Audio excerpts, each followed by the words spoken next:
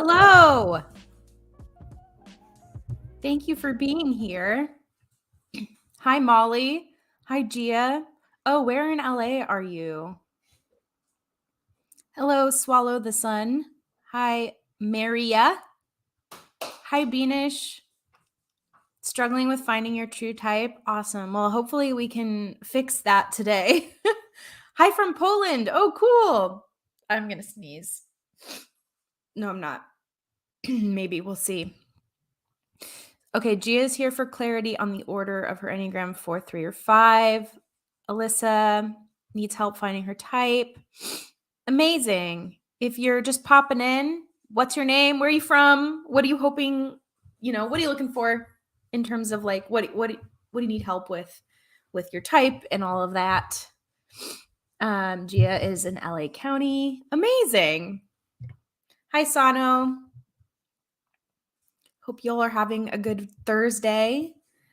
Mara. Okay. Thank you. That would be easier to say than Maria because I'm afraid of saying it wrong. Okay. So you think you're a 2 and recently an Enneagram. Okay. Amazing. Well, if you're just popping on, tell me your name, what you think your type is, or what you're struggling with. And yeah, so the purpose of today is just pretty casual. If you hear my dog drinking water and barking, apologies. He has the zoomies this morning. Yeah, so pretty casual. I want to just go over an overview of the 9 types, answer any questions that you guys might have. And yeah, we'll take it from there, and feel free to pop in the chat whenever things come up. Hi, Juanita. Think you're a type 1. Awesome. Yeah. Oh, and Jen, hello. You're a 3. 3s unite. No, just kidding. We love all the numbers, but yes, I am a 3. Hi, Anna from Central Kentucky. Thanks for being here. Oh, Sano yesterday found out you're a 9-wing 8. Adele from Ireland is a 9. Husband Paul is 4-wing 5, or we thought 5-wing 4 for a while too. My husband is a 4 with a really, really strong 5-wing. Amazing. Well, thanks for being here. Let's jump in, shall we? Let's see. Sweet. So, who am I? Hello, my name is Abbey, and let me just take this off real fast. Okay. Hello, my name's Abbey. I make educational and funny videos about the Enneagram here on the internet. I live in Los Angeles with my husband, John, and my little corgi puppy, Lemon. He actually turned 1 yesterday. So yes, we're definitely throwing him a birthday party, which I'm very excited about. We don't have kids, so this is my opportunity to shine with the parties. And yeah, I discovered the Enneagram, I think 2018. I won an Instagram giveaway. I got a book about the Enneagram, and I was like, oh, free book, I'll read it. I was really into Myers-Briggs and love languages. And so that was like right up my alley. I read the book and I got to the 3 section, and it felt like I was reading like my inner monologue. Like it was the weirdest feeling. I started crying like immediately. Lemon. Sorry about that. And it was like all of these things that had been kind of a mystery to me that felt like they were driving my life. Suddenly, I wasn't the only person who was feeling them. Like, for example, I was going to theater school, and I just had this like idea that if I didn't succeed at this thing, then I would be a failure. And like, there was like no other option. I had to make my parents proud of me. It was mostly that. It was like, I was just like really focused on my parents being proud of me. And if they weren't, it would be devastating, catastrophic. And that wasn't put on me by them. It was just from my own brain, and knowing now it was my drive to look successful in the eyes of my parents. That was like so important to me. So learning about the Enneagram, learning how to, offset the weaknesses and the learned patterns of my type has been so incredibly freeing. So that is why I talk about the Enneagram so much, because I hope that I can give that experience to somebody else, or guide you in some way on your journey. And yes, so that is what I hope for you today, like that kind of clarity, and also just to feel like you're not alone, which is so lovely for all y'all to be here. And just you can encourage each other in the comments. And yeah, we're never alone. We're all in this together, and life is hard. So hopefully this is a tool that can help you, that can help make life less hard. Hi, Susan, 65, healthier now than when I was younger. That's something I hear all the time. Older people generally, I feel, are wiser because they've learned, and they're actually like typically way more healthier versions of their type than they were when they were younger. When determining Enneagram type, should I consider how I felt or reacted at my younger age instead of now? That's a really good question. And yes, I think look at yourself when you were in your 20s and 30s and what was like, because that's when we're not the healthiest. I would look at that time. And also just a note, if you're going through times of trauma or you're in survival mode, it's really hard to figure out your type because you're not acting normally. You're trying to just survive. So if you can look at a time in your life when things were relatively stable, not necessarily like you were the happiest, but you weren't in like active trauma, that is helpful to look at. And just a caveat, I am not a licensed therapist. So if you have trauma and stuff like that in your background, I'm not the person to deal with that. I'm not equipped, I'm not trained. And I would highly recommend going to a licensed professional. Yes. So Susan, look back before you gained your wisdom of being 65. Gia, love to celebrate lemon with you. I could bring my 2 mini poodles. Oh my goodness, that would be awesome. Yeah, if you could message me on Instagram, I can tell you where we're meeting. Sano says, so cool. I actually thought I'm a 4-wing 3 for a while, but now I'm sure I'm a 9-wing 8. Amazing. Well, thank you for being here. If you just hopped on, say your name, where you're from, and what you think your type is or what you're struggling and want to learn about with the Enneagram. So with that, let's move on to the basics of the Enneagram, just a little overview. This is the Enneagram symbol. It is a circle with the lines, and the 9 types are like 9 different ways that you could see the world. The word Enneagram is Greek. So Ennea means 9, and gram or gramos means drawing. And the biggest thing that we're going to talk about today, the most important part of the Enneagram, is this section, which is your internal motivations. What sets the Enneagram apart from other typing systems is it looks at why you do the things that you do instead of what are the things that you do. And then another thing just to keep in mind is this isn't a box to put yourself in. Common saying within the Enneagram is it's not a box to put yourself in, even though it seems really constricting. It's actually a tool to see yourself and others better. And let me take myself off for a second so you can see my cat in a box.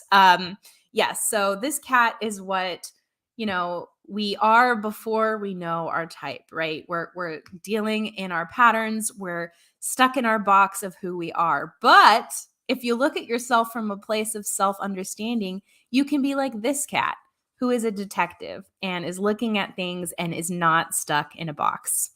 Thank you for humoring me with that. Oh, and also just a small caveat. This is a tool. This is not an end all be all of who you are as a human being. Oh, oops. Dang it. Sorry. A call from Rite Aid just came in. Let me just put my phone on airplane mode. Okay. So this is not an end all be all of who you are as a human being. This is a tool to help you understand yourself and others better, to love yourself and others better. If something doesn't work with you or doesn't ring true, just leave it. I always say it's like picking flowers for a bouquet. Leave what smells good. take what smells good, leave what doesn't. Like take what works for you and leave what doesn't. It is a tool. Awesome. So if you take one thing away from this live, it is why do you do the things that you do? That is the most important part of the Enneagram. For example, I was teaching a workshop in Texas and we got to the section on type fives and this woman like gasped because she was like, "Oh my God, that's my husband."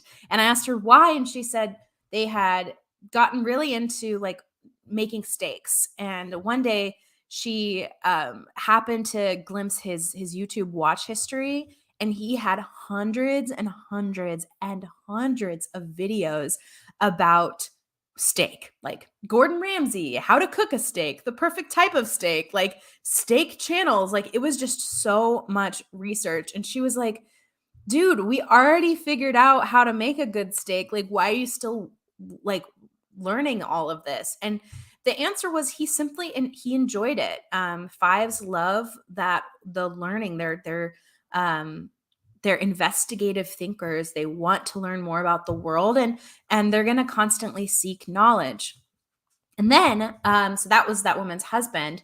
Another woman was like, "Oh, I've done that with steak, but once I learned how to do it perfectly, I stopped because I had accomplished the goal." And she was an Enneagram type 1. So all that to say, we could all do similar things, but the reasons we're doing it is different.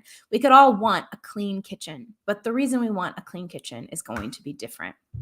So yes, there are 4 things that determine why you do the things that you do. The first one is your core fear, which is what are you running away from? What are you avoiding? What are you trying to prevent from happening? The next thing is your core desire, which is basically what you're running towards. If I get this thing, I will be fulfilled. Next is your core weakness, which is the main thing that you're wrestling with. Now, one thing to note that's kind of cool. This also sets apart the Enneagram from other typing systems because things like StrengthsFinder, which is an amazing tool, super helpful. It looks at your strengths, right? The Enneagram looks at your strengths and your weaknesses. It says, "Hey, let's learn how to manage your weaknesses instead of letting them manage you." Because if you don't actively manage your weaknesses, they're going to manage you. It's going to run your life. So that's something that I think is really special about the Enneagram is you can really dive into the things that you're not good at or the parts of your personality that you kind of cringe at and take it from there. And also, if we're going, because we're going to go through like a breakdown of the 9 types, once we get into it, if there is a type that kind of makes you cringe and you're like, I really hope this isn't my type, it's probably your type. Just because normally it's the thing that hurts the most that is your actual Enneagram type. And the last thing is your core longing, which is the message your heart needs to hear, but you don't necessarily know that you need to hear that. So it's a little bit underneath the surface. If someone says, "What do you want?" You're going to say what your core desire is, but what you need is your core longing. Hi, Lois. Hi, Becky. Hi, Alyssa. Hi, JP. Sano, I think MBTI is better. That doesn't mean Enneagram is bad. Yeah, it's really whatever works for you, whatever is helpful for you. I love both typing systems. I obviously love the Enneagram like a lot, but I think that there's so much value in other typing systems as well. Awesome. So let's get into what Lois says. What would a 9-wing 8 be like since they're opposite? Oh, yeah, we can talk about that at the end. Once we go through, we can talk about wings. If you could bring that up in the Q&A section, that would be awesome. Awesome. So let's talk about Enneagram type 1s. They're known as the reformer, the idealist, the perfectionist. This is the kind of person who will be laying in bed at night, kind of agonizing over the 4th grade talent show where they stood up in front of the school and they forgot the words. And they're going to be like 45 and still thinking about how mortifying it was. This is the kind of person who like goes through their day with incredibly high standards for themselves and for others. They want to improve themselves and the world around them, but they also have this strict critic. I think of it like a little devil on the shoulder, that's constantly telling them, like, you can do better, you need to be better, things should be this way. It's constantly dictating what things should look like. And that can lead to really rigid black and white thinking. It's something that ones really struggle with, is it's my way or the highway, I'm right, you're wrong. That kind of thinking can be really tough for an Enneagram type 1. In growth, it's important to know, like, what's going on when you're grooving along, going to therapy, you're happy and healthy. And then also what your type looks like when you're stressed out, things aren't so good, you're kind of in survival mode. So if we go back to the Enneagram symbol, the lines across the Enneagram symbol show where you go in stress and where you go in growth. So that's something, I can dive deeper into at the end, or in another YouTube video, or whatever that may be. But just know your type goes to exhibit certain traits when you're healthy and when you're unhealthy, when you're in stress and when you're in growth. Awesome. So in growth, Enneagram 1s are able to let go of their their tight hold on perfectionism, right? They're able to lean into their Enneagram 7 growth path. They release their inner child. They try something creative. They're able to do things without it being perfect. And also, I find that ones who are in growth, are healthier, like, physically, because they're letting themselves relax and rest, which is so healthy for your body. And also they're able to find more joy in daily life, more laughter, and able to connect with that little person inside of them that they grew up and added all these high standards. And connecting back to your inner child, it can be so life-giving for a type 1. And then in stress, you get a little unhealthy. You feel resentful about unfulfilled expectations. You get depressed, melancholy. You want to run away from your problems. You feel deeply misunderstood. This is leaning in to the like average to unhealthy type traits of an Enneagram type 4. And then the most important part of each type, because, we could all see ourselves in every type, but what we only have one core fear, one core weakness.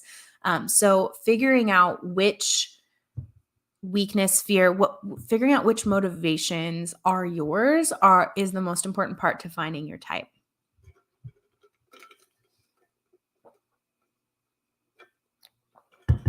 Swallow the Sun asks, so a healthy 1 sounds like they're stressed already. Haha. What's the difference between a healthy 1 and a 1 in growth? That they're the same thing. A healthy 1 is a 1 in growth. Yes.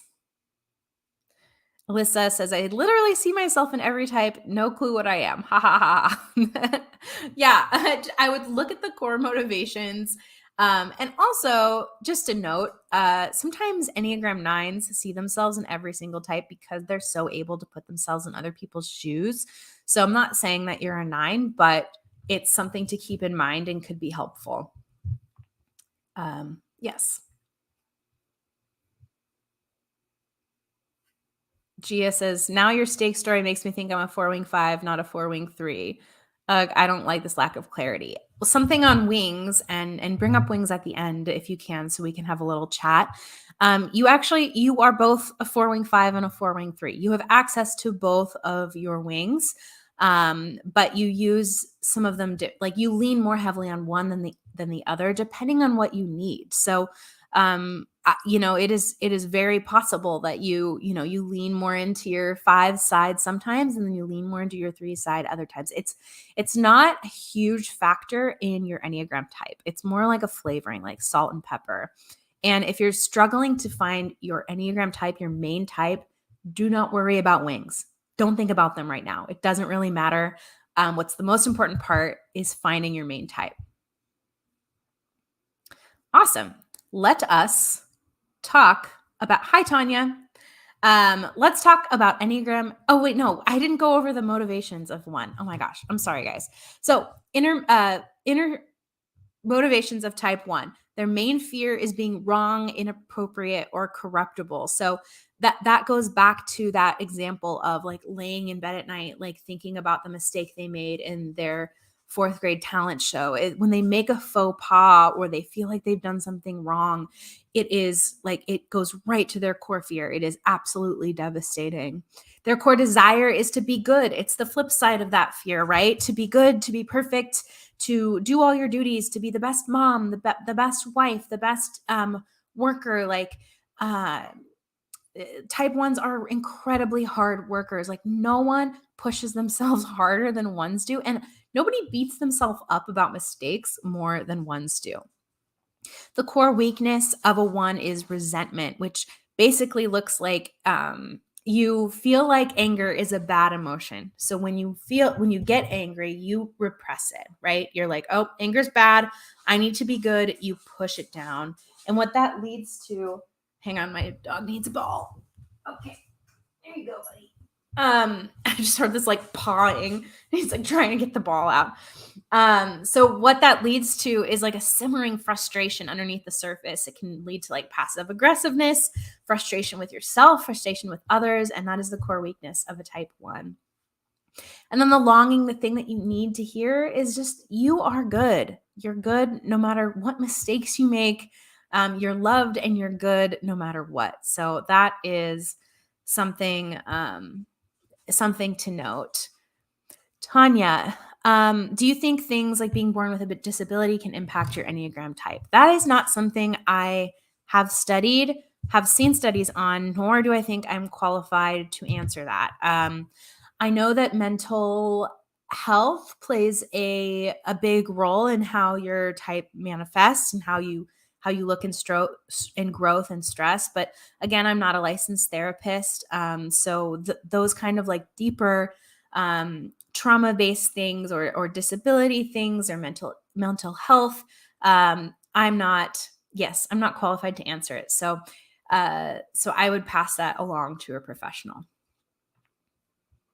Wonderful. Let's move on to Enneagram type 2. So type 2s, they have relationship as their middle name. If you know a 2, you know that they are giving, they're generous, they're really thoughtful. They tend to have like unlimited capacity for people. I lived with a 2. My last roommate before I got married was a 2, and I was always in awe of her ability to love on other people. Like she had a full-time job and she multiple times volunteered to do flowers for people's weddings. We'd get up at like 4 a.m, go to the flower market in Los Angeles, get the flowers, sit down, make them all, deliver them to the wedding. She was also a bridesmaid in like countless weddings, like just very much very people focused. If she wasn't hanging out with people, she was on the phone catching up with people, seeing if they needed help, seeing how they were doing. Just the most thoughtful roommate, honestly, I've ever had. So those are all the good things about type 2s. Some struggles with type 2s is they can, struggle with manipulating other people into needing them. They basically equate relationship with being loved and being worthy. So they prioritize that above all.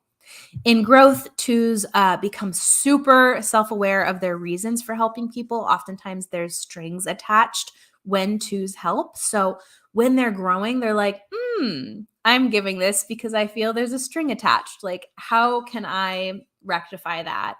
I also find that healthy 2s in growth, they're able to set up boundaries and then maintain them, which is so hard, right?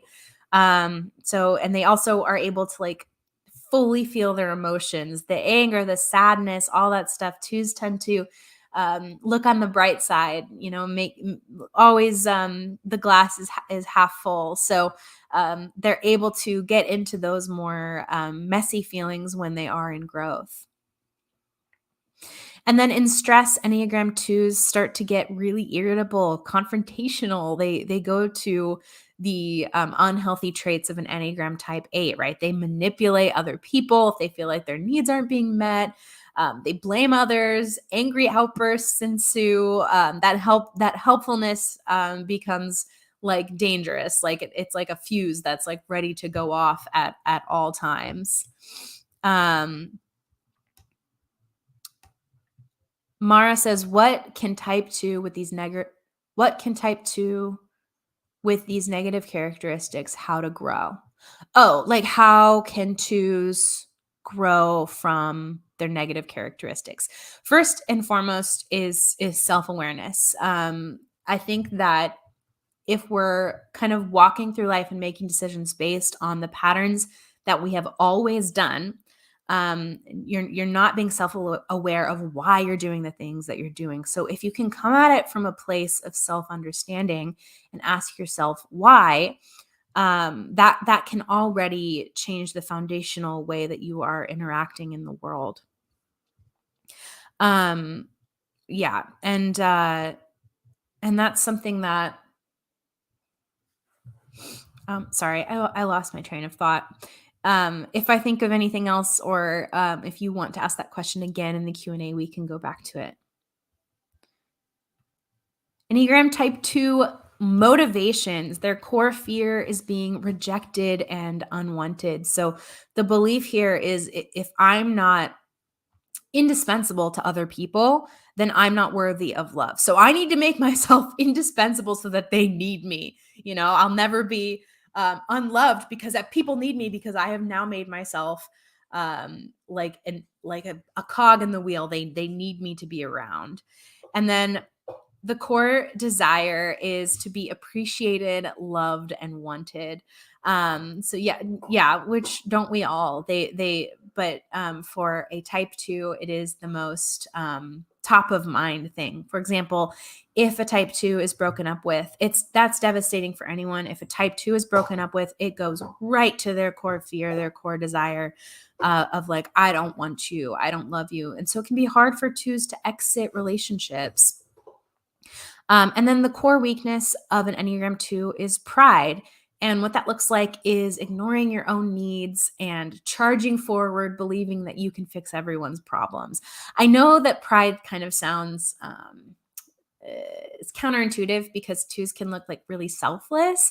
But where the pride comes in is you're looking at other people and saying, I know how to fix you, and I am not going to look at myself at all. So you are ignoring your own needs and desires, and kind of inserting yourself into other people's lives to help them in the way that you believe they should be helped. So that is what the pride is in an Enneagram type 2. And then the core longing of an Enneagram 2 is to know that you're wanted and loved. And this is the key, regardless of what you do for others. Like, you could lay around in bed all day and still be worthy of love and wanted and loved by the people in your life. That can be so hard for 2 to believe. Let's talk about 3s, but first I'm going to drink some coffee. I'm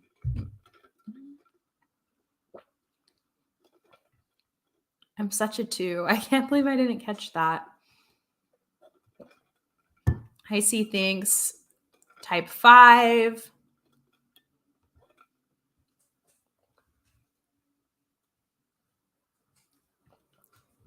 RKP says, I'm a perfectionist, but I tend to be a type 7. 7s and 1s are connected in stress and growth paths, so that makes sense. Awesome. Let's talk about Enneagram 3s. This is my type. We also have, I know we have at least one other 3 in the chat, because we chatted about it up at the top. I'm sorry, I don't remember who it was. Now I'm going up. Oh, Molly's a 4. Jen is a 3. So at least one other 3, and it is Jen. So Enneagram 3s, I if you guys have seen the TV show Mad Men, Don Draper is like the stereotypical Enneagram 3, right? Like, handsome, successful, like he's rising, he's the top marketing person in his company. He has it all, right? But underneath that is like a web of insecurity, right? So Enneagram 3s are really driven, they're really efficient, and their main desire is to be admired and successful. However, underneath that is an insane amount of pressure to measure your worth by what you can check off your to-do list, right? So threes can kind of lose themselves by working themselves to death, trying to be a chameleon in terms of like trying to be what they think everyone else wants them to be. And also, I want to note, oftentimes threes are personified as like, climbing the corporate ladder, like really professional. Like, you'll find threes in any walk of life. I have an Enneagram 3 friend who's an artist. There's moms and dads who want to be the very best moms and dads. Like, you can find you can find Enneagram types in all professions, but the reason why they're doing it is going to be different. And then what to look for in growth. You open up about your challenges to your community. There was a time I was really struggling. This was before I met my husband. I was in a really bad depression, and I was watching Grey's Anatomy. Anytime I wasn't working, I was watching Grey's Anatomy just to numb out, playing video games, eating. I was not functioning, and I was embarrassed about it. And it wasn't until I realized I was like, I need help. And I told someone, hey, this is what I'm doing. It was really hard because I felt embarrassed about it. But once I told them, I felt better. I felt freer to be like, okay, there is a problem. Now I've told someone and now I can get help for it.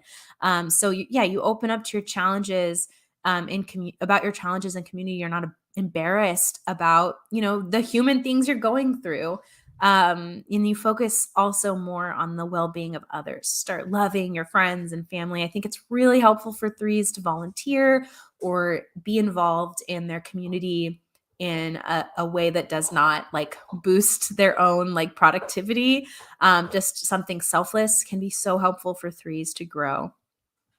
And then in stress, Enneagram threes shut down and numb out, right? Like back to my example, the Grey's Anatomy, it's the TV, whatever it looks like, however you can numb out, you kind of work yourself into that burned out place where suddenly it's like you can't function anymore. And also things feel purposeless. Like you're like, oh, I've worked so hard to get here and now it feels meaningless. And like you spend all your time like trying to reach for things. And then if you get them or if you don't get them, it can just completely devastate your sense of self-worth. So that's what it looks like in stress for Enneagram threes. The core motivations of a three: fear is, failing, not being seen as successful, feeling worthless. The core desire is to be admired, successful, and valuable. I talked about this in the beginning, but when I was growing up, I so longed for my parents to see me as successful. And like, it was just this driving force inside me that I never thought about because I was like, everyone feels this way. And it wasn't until I learned about the three's core fear and desire, I was like, oh, that explains so much of my life. And also, it kind of helps you release it a little bit of like, that's something I've put on myself. It wasn't something my parents were putting on me. It's something I put on myself, and it was causing so much stress. Um, so yeah. And then the core weakness of a three is deceit, which is basically deceiving yourself into believing that your worth is based off of what you do. The deceit can also look like lying. It can look like embellishing the truth to make yourself sound better, lying about how you're doing. If you're in a horrible pit of depression, someone asks you how you're doing, a three might be like, I'm great. I just got a promotion, blah, blah, blah. So not being honest with how you're feeling and what you need because you feel like you need to match a perception that will make other people like you. Then the core longing of an Enneagram 3 is to know that you're valuable simply for being you and not for what you check off your to-do list. Becky says, I really relate to the Enneagram 3 stress and growth, but believe I'm a 9. Is this because of the connection? Yes, 3s and 9s are connected. So 3s go to 9 when they're in stress, and 3s go to 6 when they're in growth. So they are interconnected. So you could either be a 3 who's kind of in a rough time and you're leaning into your 9 a lot, or you're a 9 and really healthy and leaning into the more healthy traits of an Enneagram 3. So just pay attention to those core motivations. That's the most important part when trying to pinpoint your main type. Awesome. Let's talk about Enneagram 4s. This is my husband, the romantic, the idealist, the artist. People call him the artist, the free spirit, all of those things. At a glance, fours approach life creatively. It doesn't mean that they have to be artists. You'll find fours in every walk of life, but the way they will approach problems will be really creatively. I was teaching a workshop in Chicago, I think last year, and it was a group of like IT. It was like IT people, and one of the girls like had a very like by the book, not very creative job. But what she did at night was she did charcoal drawings, and her hands were like stained by charcoal, which I just thought was such a great representation of a four. Is like, just like she is inherently within her is that need to create and that need to see beauty and make beauty in the world. So that is something really cool about Enneagram 4s. This ability also makes them like super sensitive. And while that can be, a really positive strength, it can also make 4s really moody, and can make them selfish because, it's all about me. How do I feel? Emotions are my middle name. And something that's really important for 4s, and we'll talk about this in the next slide with their core motivations, is staying true to their authentic self is extremely important to them. Being basic, pretending to be somebody that you're not, that is a 4's worst nightmare. In growth, 4s become a lot more grounded. They start to appreciate what they have, can look at things a little bit more objectively, can lean more into their logical side. They're also able to act on all of the amazing ideas that they have. Sometimes I find that 4s, are just like overflowing with wonderful artistic ideas, and then what they lack is the follow through. So when you lean into your growth path, your productivity improves, your focus improves, and you're finally able to put those amazing ideas into action. And then in stress, Enneagram 4s start to punish other people by withdrawing. So that could look like, retreating to your room and not answering any texts or phone calls or anything because you're like, I'm upset. I'm going to like wallow in self-pity. But secretly, you also want people to reach out to you, even though you're like ignoring texts and calls. So you could start like feeling a little like resentful of other people. What this looks like is you could start doing things for other people with strings attached. So you're leaning into the more unhealthy traits of an Enneagram type 2, right? You only do favors in order to get stuff in return. You start to become really frantic and insecure about the status of your relationship. So that can be something that 4s really struggle with when they're not doing so hot. The core motivations of an Enneagram 4, their core fear is dying without having made an impact on the world, which sounds super dramatic, but like it's true. It's like 4s want to leave a lasting legacy. That's so important to them. Oh, Kelly, thank you for also if you've thoughts about your type and you're like, oh, this happened to me, stories about what we're talking about, please put them in the comments because it's other people add so much more value to their own type than I ever could. So Kelly says, I just left my job of 12 years after new ownership took over. I felt like a cog in the wheel and like I couldn't do anything with authenticity. Now I'm a freelance graphic designer. Exactly. That is like a 4's worst nightmare, being just a cog in the wheel. Nobody appreciates you. You're not doing anything special or of note. So yes, that's a great example, Kelly. Thank you so much for sharing. The core weakness of a 4 is envy, which is basically feeling like you're missing something that others seem to possess. And I want to note this isn't jealousy. So it's not looking at Kelly's house and being like, oh my gosh, I want Kelly's house. It's so beautiful. It's looking at Kelly's house and being like, wow, like, what does Kelly have that led her to getting that beautiful house and that beautiful family and the white picket fence and all of that? What does she have that I clearly don't have? I want that. I want whatever it is she has. Like, something's fundamentally wrong with me. And the core desire is being authentic, right? Being unique, being special, having an impact on the world. And then the core longing, right, is your authentic self has an impact on the world. Like, you matter, and your presence has improved the world in some way by like beautifying it, by adding value, by adding meaning. Fours are so good at bringing meaning to all things, which I think is so incredibly special. Near says that you feel like something's missing in terms of the core weakness. Yes, it's that envy. It's like, what do other people have that I don't have? Mbot, oops, I'm late. Did we go backwards? Did I miss type 9? Type 9's, no, we're going in order. So we did 1 through 4 so far. 9 will be at the end. And then this will also be a recording just on the channel. So if you need to go back, you can. I'm a 4. My parents are 9. Imagine how we argue on my career decisions. Yes. Fours will purposely go against what other people want them to do. They're gonna make their own decisions based on what feels good.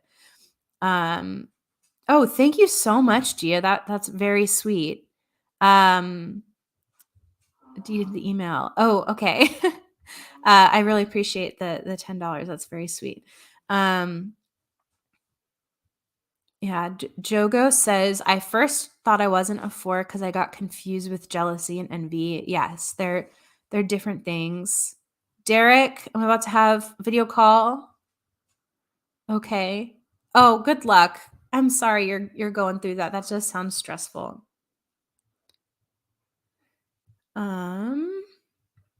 Yes, thank you so much, Gia. I will go over. I have paid live Find Your Type trainings and all sorts of stuff that you can find on my website. I'll talk about them at the end.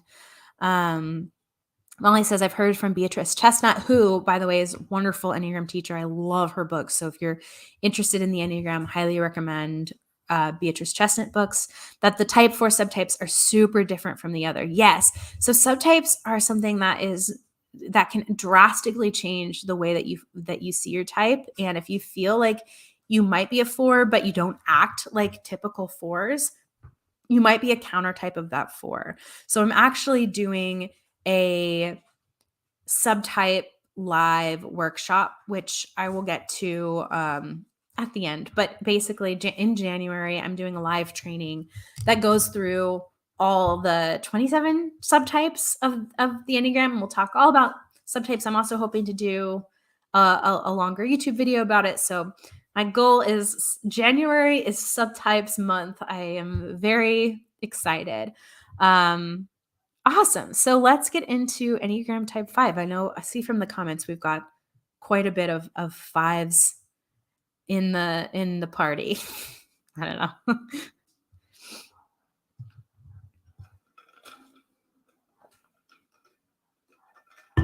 Hi, Papa. Good boy. My dog's just hanging out. He's being so cute. Okay, so type 5s at a glance. They're known as the investigator, the thinker, the quiet specialist. I gave an example in the beginning of this woman who realized her husband was a 5 because she looked at her husband's watch history on YouTube and it was just hundreds and hundreds of videos about how to cook steak. Even though they already, were able to cook perfect steaks, he was just so interested in that. They tend to be like intense researchers about all kinds of things. If they get into a rabbit hole of interest in something, they will deep dive. So they're curious, they're lifelong learners. JP says, of course, we never stop learning. That is a really good descriptor of 5s. Never stop learning. They experience the world as intrusive. So basically, every interaction they have throughout the day drains their energy. So instead of going out unprepared, which is like a five's worst nightmare, they focus on gaining knowledge and competency so that they can go into the world and have armor against that intrusivity. Then in growth, type fives, you become more physically active. You start to exercise your brain and your body. Oftentimes I find that fives in stress will become a lot more sedentary. So I think moving your body, going for a walk, looking at nature can be so incredibly healthy for a type five, for all of us, but specifically for type fives. You also start to participate in activities rather than just observe. You start putting yourself out there. Fives have this like fear that they don't have enough. They don't have enough to operate in the world. So if they can let go of that fear and just kind of go into the world and try new things without, being an expert in it, that can be really healthy. It's a sign of a healthy five.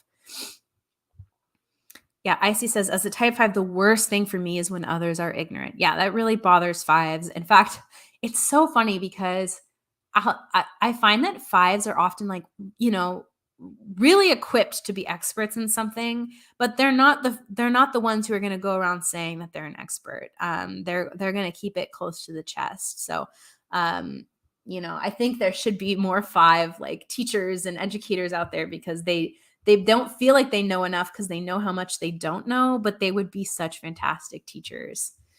Type five and deep diving helped me figure out my type as well. Amazing.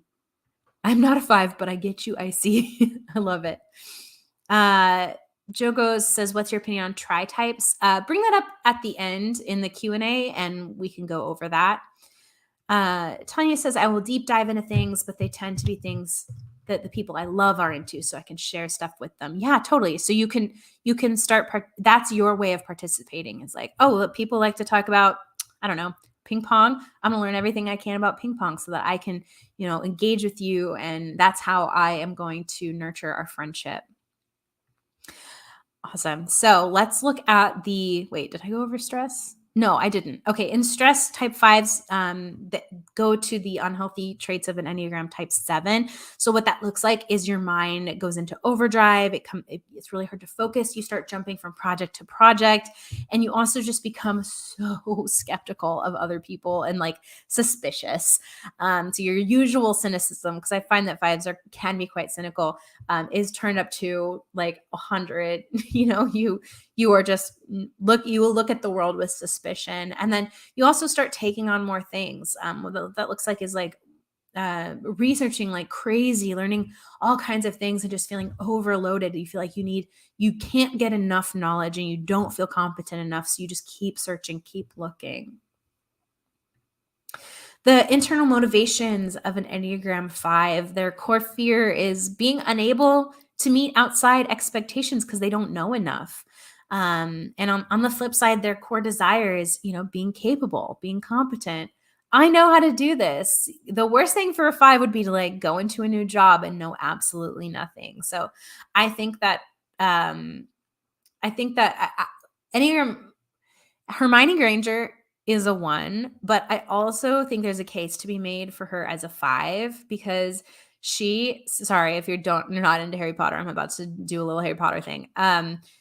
She and Harry both came from the Muggle world. And while I know Harry didn't have all the resources that Hermione did starting school, she realized I'm not competent in this. I didn't grow up in the wizarding world. I don't know anything. And she came to school more prepared than anybody, even the kids who had grown up in the wizarding world, because she was like, I need to be competent with this. I need to know this stuff. So she kind of approaches the world that way, which I think is a good case for why she could possibly be a 5. And then the core weakness of the Enneagram 5 is avarice, which basically means you're like a dragon who's hoarding your treasure, right? You're hoarding your inner resources because you feel like too much interaction with people is going to completely devastate you, is going to knock you out, right? So you carefully measure out what you give to other people. Fives are often, they're on a need to know. Other people are on a need to know basis. Like you could work with a 5 for like 20 years and not know something like pivotal about them, like they have a child or that they have a famous uncle, whatever it is. Like fives keep things pretty close to the chest. uh Jogo says, I thought Hermione was a 1. Yes, I do think Hermione is a 1, but I'm just saying there's a case to be made that I think she could also be a 5 because of the way that she treats knowledge um and arms herself with it. But again, this is not a Harry Potter conversation. As much as I wish it was, maybe I should do a live about Harry Potter. Awesome. And then the core longing of a 5 is to know that your needs are not a burden. Enneagram 6, any 6s in, oh, sorry, there's a messed up slide. Well, just ignore the middle part. But yes, any 6s in the house.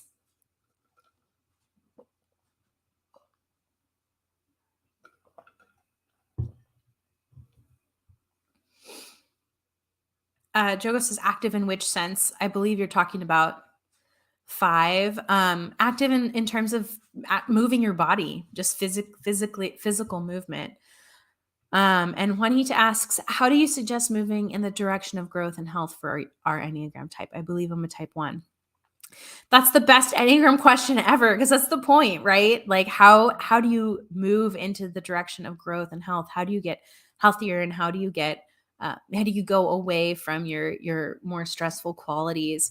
I first and foremost recommend just self-awareness, knowing why you do the things that you do, and really paying attention to your day.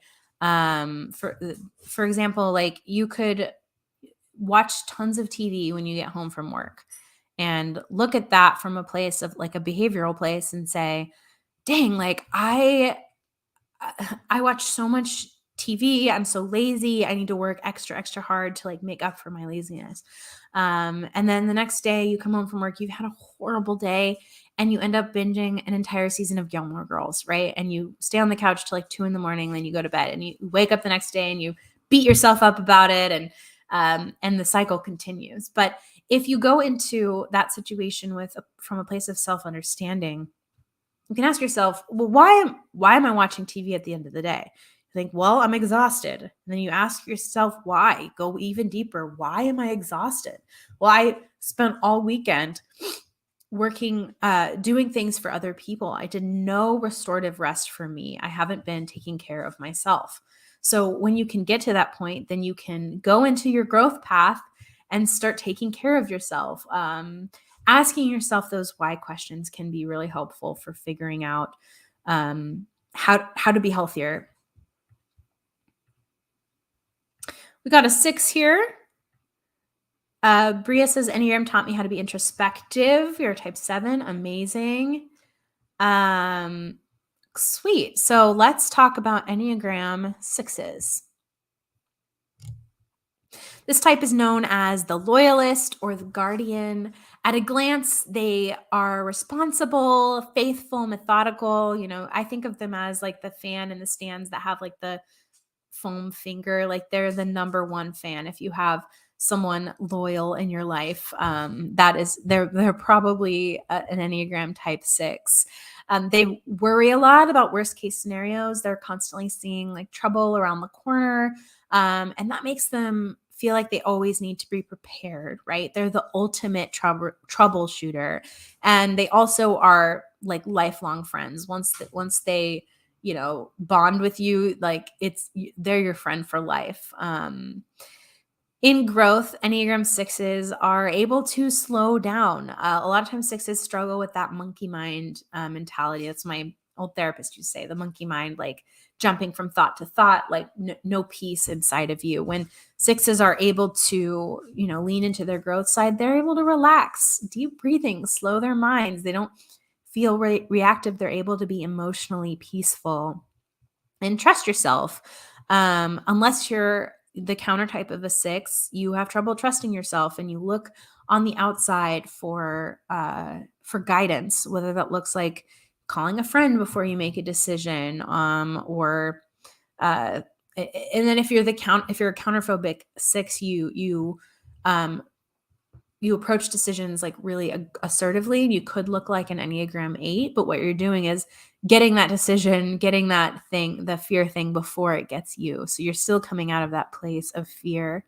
And then in stress, you keep busy, right? You are a busy bee trying to check things off your list, hoping that it will make you feel better. You stress about your image. You start overanalyzing interactions with other people, and you start to feel really suspicious. Like everybody's out to get you. There's trouble around every corner. Like it's really hard to feel at peace in that situation. Jogo says, "Oh, hi, I'm Watson. I saw a conference from Richard Bohr about the Enneagram, and I think he said it's something about 6 being the most common type, but I don't see much 6 out there. There's been some studies like I think like 2014, 2013, that there are a lot of type 6s. I don't know what the case is now, because I think more people are aware of the Enneagram, so there may be more people who know their type now. But yes, 6s are said to be quite a common type." Oh, thanks, Yvonne. That's very sweet. Thanks for being here. Awesome. So let's talk about the core motivations of an Enneagram 6. And if you're just popping on, the core motivations are why you do the things that you do. And it's the best way to find your personality type, because instead of looking at behaviors, which we could all share, you're looking at the underneath, the why you're doing what you're doing. So the core fear of an Enneagram 6 is losing support and stability. And that could look like financial support, emotional support, relational support, basically feeling like the ground underneath you is not stable. And then on the flip side, the core desire of the 6 is to have security, guidance, and support. They want to feel like they have everything they need to operate in the world and be safe and feel protected, right? They want to feel like everything's okay all the time, which is hard to accomplish in this world. I understand that. The core weakness of an Enneagram 6 is anxiety, which basically looks like worrying about the past, present, and future, anticipating worst case scenarios.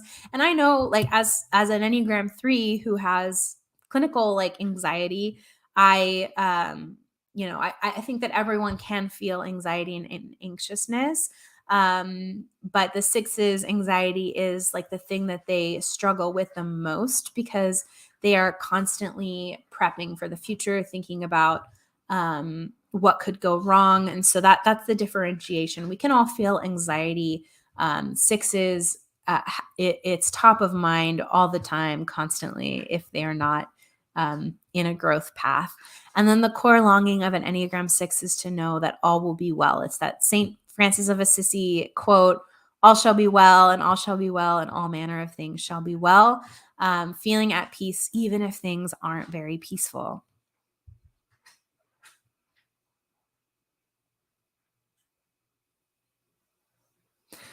Okay, Sana says, "I think I heard that if you hate a certain Enneagram type, that means it's yours."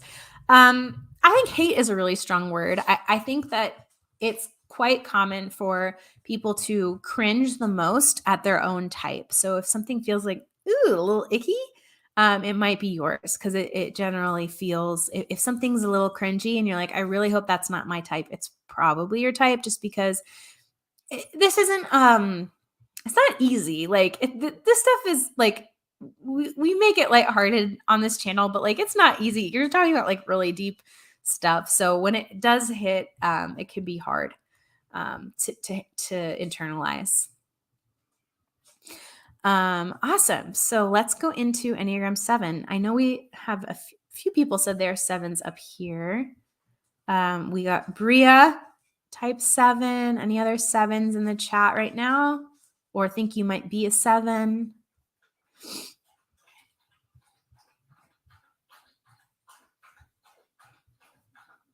Awesome. So the visionary, the entertainer, the eternal optimist, Enneagram type 7s. These are joyful people. They look for endless variety in their life. They're always up for new experiences. Their core fear, which we'll get into in the motivation section, is not making the most out of their time on earth. I call it like the ultimate FOMO, right? Something that they're really good at, and that's why they're called the visionary, is thinking out of the box, right? Having creative, innovative visions for the future. When a 7 is in growth, they don't try to distract themselves from hard emotions and situations, right? They're able to not just look at the silver linings, but also look at the reality of a situation. You allow yourself to rest, feel grounded, feel like you have everything you need right now to be happy. You don't need the next best thing, the next experience, next stimulation. In stress, an Enneagram 7, builds up walls and rules. They turn to the unhealthy traits of an Enneagram type 1. They become more critical of themselves and of others. Your inner perfectionist comes out in full force, and you get really irritated with other people if they mess up your fun plans or get in the way of you living life the way that you want to. Yvonne says, when I read my Enneagram type, it freaked me out that it was so accurate, but it wasn't one I really disliked. That's kind of similar to me, to my experience. When I read about Enneagram 3s, it more freaked me out of like, why has someone been watching my whole life and recording it in a book? And I felt like not alone. So yeah, I'm not saying that you have to feel super cringy when you find your type, but that is an experience that some people have. The internal motivations, why 7s do the things that they do. Their core fear is being deprived or trapped, not making the most of their time on earth. I call it the ultimate FOMO. If you don't know what FOMO is, fear of missing out, because it's not just, oh man, I'm upset that I missed out on Savannah's birthday party. I wish I had been there. It's, I am afraid that I'm not going to make the most of my time here on earth. It's like, yeah, it's like FOMO to the extreme. And then their core desire is to be happy, fully satisfied, and content. And that ties into their weakness, which is gluttony. It's basically this never ending feeling that the next thing will finally bring them their desire, right? Their desire to be happy, to be finally fulfilled. But the problem is you have this great emptiness inside of you and you're trying to fill it up constantly. What's the next best thing that can make me happy? And it never really does fulfill you. So the core longing of an Enneagram 7 is to know that you have everything you need to be happy. Enneagram 8s are known as the protector, the maverick, the challenger, the lion. My mom is an Enneagram 8, and I have this visceral memory of her when we were kids. We were like at a public pool, and there's a boy who was like playing really rough with my brother in the pool and like kind of drowning him. And so my mom was like holding my baby sister, and she like hands my sister to a stranger and runs, plunges into the pool, like fully clothed, rips this kid off my brother, grabs my baby sister, and is like, "Come on, Abby, we're leaving." And we like never went back.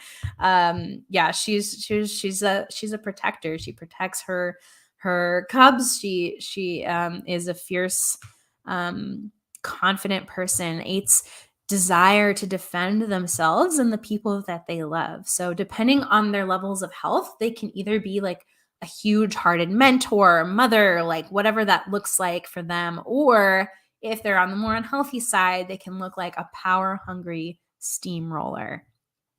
Bree says, my father is an 8. In growth, you start standing up for other people. 8s are so good at being advocates for other people. I once taught a workshop, and the leader who hired me was an 8. And they had just had a huge round of layoffs in their company. And she had fought like tooth and nail for every single person in her department.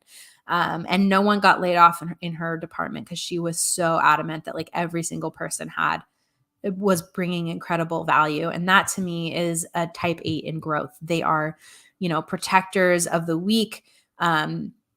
but they're not just like the strong person. They're able to open up and be vulnerable. That looks like sharing feelings that feel a little uncomfy with the people that you love and trust. Saying, you know what, I don't have everything together. I need help. Yvonne says, my sister is an 8. I really look up to her. There's no safer place than in the care of an 8.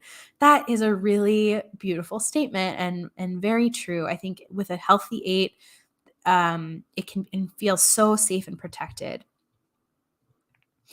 In stress, Enneagram 8s start to withdraw, right? They detach from the world. They go to the more unhealthy traits of an Enneagram type 5. They stop asking for help. They become less movement oriented. I think that movement is really helpful for Enneagram 8s. There's an 8 that I know that says she does Olympic weightlifting as a hobby because it's the only time her mind quiets. So, yes, I think that if you stop moving your body, that's a sign that things aren't quite so healthy, and maybe take a look at what's going on in your life. And then also another sign that you're in stress is distrusting others, feeling like you can only rely on yourself, getting a little suspicious. That can be, a sign of stress. 8s are always scary to me. I wish I could stop being intimidated by them. Yeah, I wish that too, because 8s, I think 8s get a bad rap and people do tend to be scared of them. I would encourage you to give 8s the benefit of the doubt. They're not automatically like being aggressive. 8s just like to tell it how it is. They're honest, sometimes like to a fault. They're not going to beat around the bush. If you want someone to tell you the truth, it'll be an 8. So I understand that an unhealthy 8, especially if you're more of a withdrawn type, can be so hard to deal with. And that goes for any unhealthy version of any type. But know that Enneagram 8s are such an asset, and when they are healthy, are the most big-hearted, wonderful people to be around.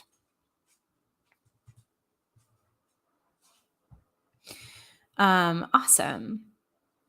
I love that, Icy. I read a Reddit thread about Enneagram as villains. That's cool.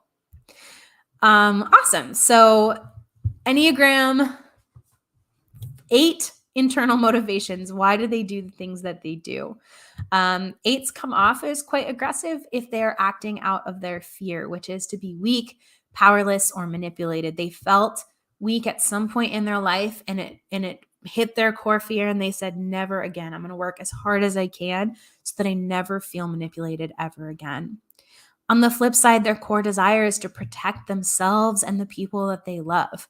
And they will do everything in their power to do that. The core weakness of an Enneagram 8 is excess or lust.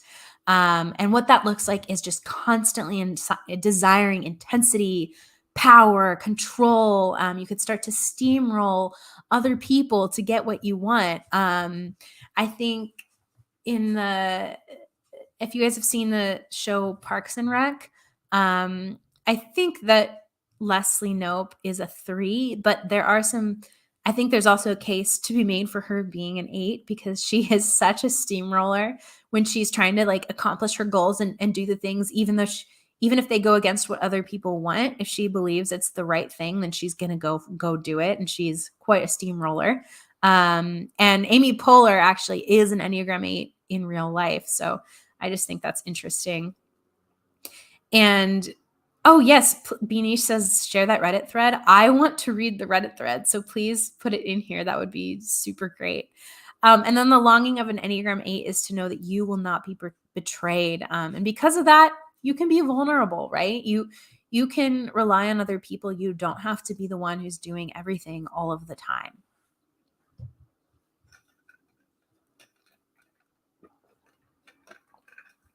Kelly says, I'm intimidated by 8s and appreciate this broader and softer framework. I have such a soft spot for 8s, I think because I was raised by one. So I see more depth in 8s than if you don't have anyone that you're close to. 8s are also stereotypically made the villain, right? If there's a villain, someone's like, it's an 8, or it's a 3, like just the more aggressive types. But I know some 8s who are just the most incredible people in the whole world. So like please go into every type with a grain of salt. There are unhealthy versions of every type, and the healthy versions of each type are beautiful people and something that we should all work towards being the healthiest version of ourselves. Let's talk about Enneagram type 9. This type is known as the mediator or the peacemaker. They're incredibly down to earth people. They can be thoughtful and kind and caring. They can also sometimes be mistyped as a 2 because they're selfless. They do things for other people. They're also very independent and stubborn. But they don't always, if they're more unhealthy, they're not always aware of what their desires are. Something that 9s do really well is put themselves into other people's shoes. They have this crazy cool ability to unite like diverse groups of people. And that makes them like, that's why one of their names is the diplomat, because they're able to unite people. And oftentimes 9s will feel like they are every type, or like they're like, I could see myself in all of these. That's because 9s can put themselves into so many different shoes. So the hard part of that is they can do that. So they sometimes forget who they are and what they want. In growth, an Enneagram 9 is going to work excitedly towards their passions and goals, right? They go to the healthy traits of an Enneagram type 3. You feel present, you're able to name what you want and desire, and you're able to work towards that. You're also, you also don't feel so, you don't feel so unheard. You're able to speak up and share your voice and feel like your voice matters. In stress, Enneagram 9s look like the more unhealthy traits of an Enneagram type 6, right? So really anxious thinking, always thinking about worst case scenarios. You start to procrastinate on your responsibilities. Making decisions can be really hard. You struggle staying focused and grounded and present. Just like you've got that monkey mind mentality, it can just be really hard to get anything done. You do not feel at peace. And in the motivations, you'll see an Enneagram type 9's core desire is to have inner stability and peace of mind. 9s desire peace above all else. And sometimes they will sacrifice parts of themselves in order to get that peace. The core fear of an Enneagram Enneagram 9 is being in conflict or losing connection with other people. I was once doing a poll on my Instagram about different pet peeves. Oh, sorry, Lemon has something to say. Different pet peeves of all the 9 types. And I got so many responses from Enneagram 9s that were some version of like, my pet peeve is like being ignored, being talked over, not being asked my opinion.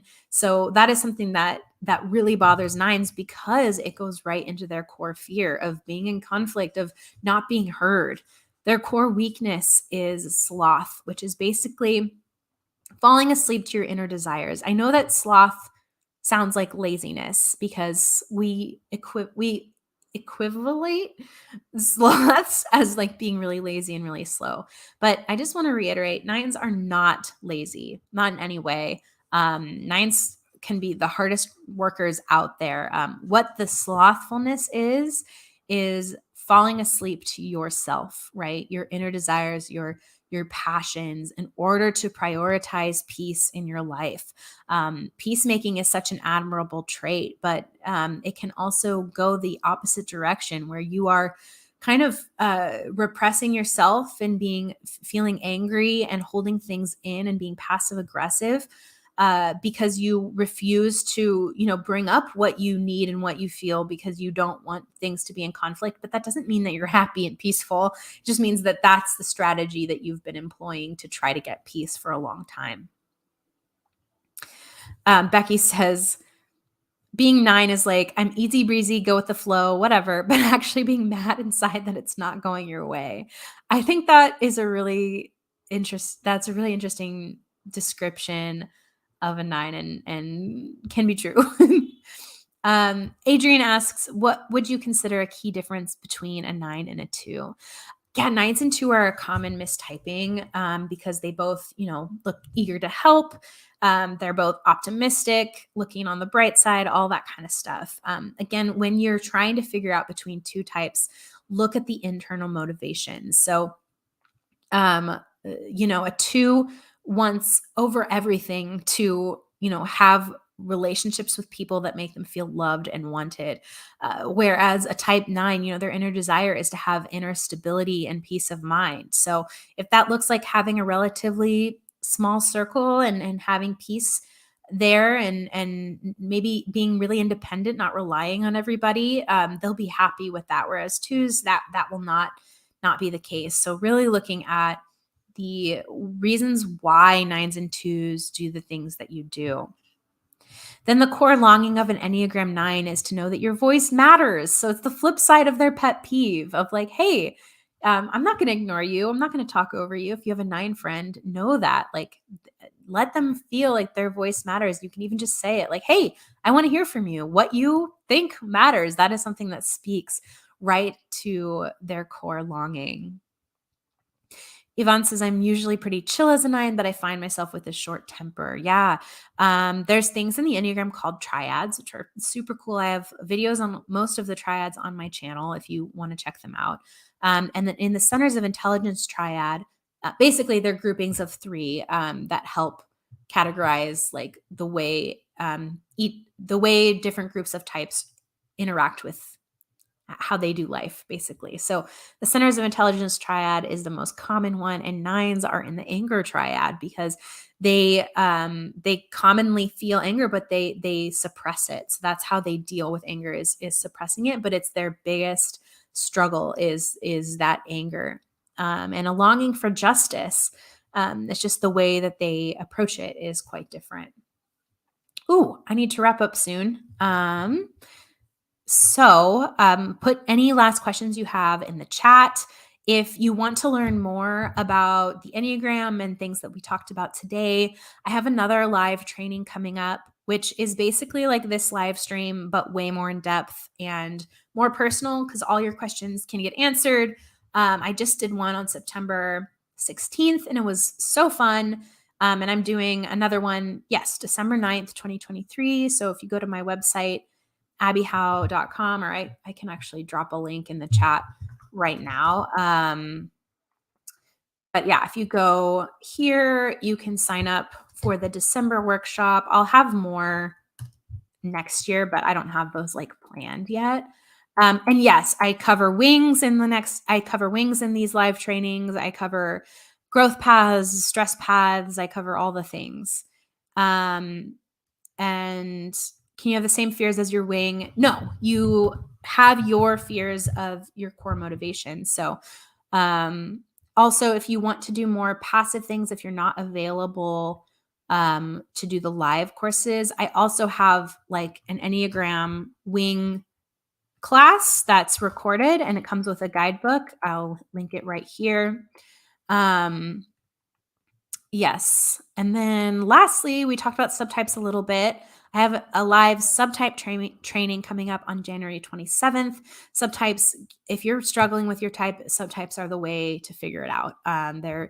It's super transformational. I've been working up to talking about them here on the channel. So I'm hoping in January to really start covering it. I'll link that live workshop right here in the chat. And yeah, thank you so much for being here. I hope that I can do future live streams, or you can join the live trainings and I can answer all your questions. But I appreciate you guys being here, spending Thursday. Well, for me, because I'm in California, it's Thursday morning-ish. So thanks for spending the morning with me. And I hope you have a lovely week. Thank you, Molly. Thanks, guys. Thanks for being here. All right. Have a good one. It's always awkward to end these, but yes, I'll have this as a recording ready for you guys if you need to rewatch any parts of it. Thanks, guys.